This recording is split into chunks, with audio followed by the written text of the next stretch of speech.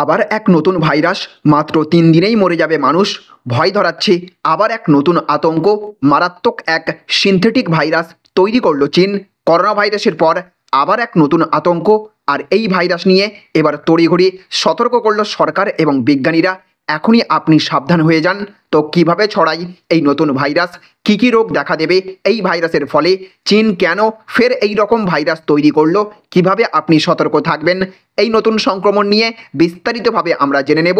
আর তার আগে আপনাদের কাছে ছোট্ট একটা রিকোয়েস্ট রাখবো, অবশ্যই এই ভিডিওটিকে এক্ষুনি একটা লাইক করে দিয়ে জনস্বার্থে প্রচুর পরিমাণে এই ভিডিওটি শেয়ার করবেন, যাতে করে সকলেই এই বিষয়ে সতর্ক হতে পারেন, সচেতন থাকতে পারেন। আর আপনি এই রকমই আপডেট আপনার ফোনে নিয়মিত পেতে হলে অবশ্যই এই চ্যানেলটিকে সাবস্ক্রাইব করে পাশের বেল আইকনটিকে বাজিয়ে রাখবেন। আর আপনি যদি এই ভিডিওটি ফেসবুক থেকে দেখে থাকেন তাহলে অবশ্যই আমাদের এই পেজটি ফলো করবেন। আর আপনি এই মুহূর্তে ভিডিওটি কোন জায়গা থেকে দেখছেন অবশ্যই কমেন্ট বক্সে লিখে জানিয়ে দেবেন।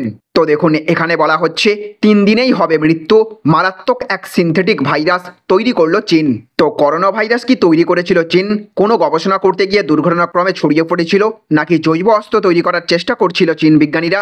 কোভিড মহামারীর দাপট কমে গেলেও চীনের দিক থেকে সন্দেহ দূর হয়নি।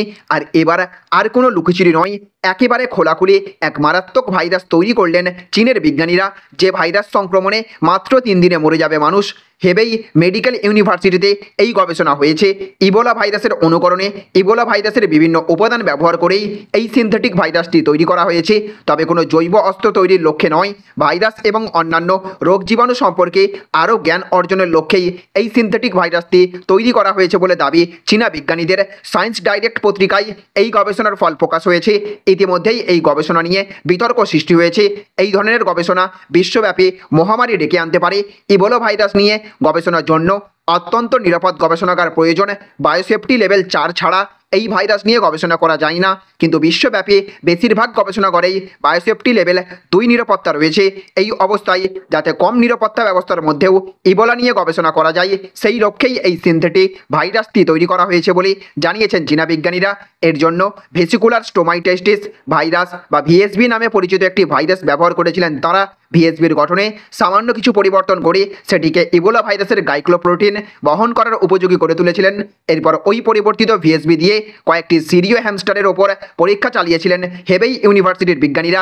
হ্যামস্টার ইঁদুরের মতো এক প্রকার প্রাণী, ইঞ্জেকশনের মাধ্যমে ওই পরিবর্তিত ভাইরাসটি 5টি মহিলা এবং 5টি পুরুষ হ্যামস্টারের শরীরে প্রবেশ করানো হয়েছিল। মানব ইবোলা রোগীদের মতোই গুরুতর উপসর্গ দেখা যায় হ্যামস্টারগুলির শরীরে। ধীরে ধীরে তাদের শরীরের বিভিন্ন অঙ্গ প্রত্যঙ্গ অকেজো হতে শুরু করে। 3 দিনের মধ্যে প্রাণীগুলির মৃত্যু হয়েছিল।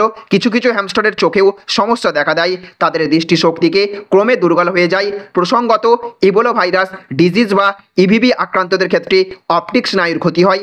এই গবেষণার ইবোলার চিকিৎসার সহায়ক হবে ঠিকই, তবে এই গবেষণাকে কেন্দ্র করে নৈতিক এবং নিরাপত্তাগত উদ্বেগও তৈরি হয়েছে। নিয়ন্ত্রিত পরিবেশেও এই ধরনের প্রাণঘাতী ভাইরাস তৈরি করা উচিত কিনা সেই প্রশ্ন উঠছে। দুর্ঘটনাক্রমে ভাইরাসটি বাইরে ছড়িয়ে পড়তে পারে, কোনো খারাপ হাতে পড়লে ভাইরাসটির অপব্যবহারও হতে পারে। তাহলে ফ্রেন্ডস, বুঝতে পারলেন, এখনও পর্যন্ত আমরা জানি চীনের উহান শহর থেকে ছড়িয়েছিল করোনা ভাইরাস। আবার সেই চীন তৈরি করলো নতুন এক মারাত্মক সিনথেটিক ভাইরাস।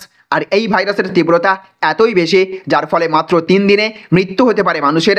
আর একবার এই ভাইরাস বাইরে ছড়িয়ে পড়লে ভাইরাসটির অপব্যবহার হতে পারে, এমনকি করোনা ভাইরাসের মতো ফের বিশ্বব্যাপী মহামারীর রূপ দেখতে পারে। যেখানে বিভিন্ন দেশে সায়েন্স ল্যাবে লেভেল 2 সেফটি রয়েছে, সেখানে এই ভাইরাস পরীক্ষা নিরীক্ষার জন্য অন্তত পক্ষে লেভেল 4 বায়োসেফটি রাখা দরকার।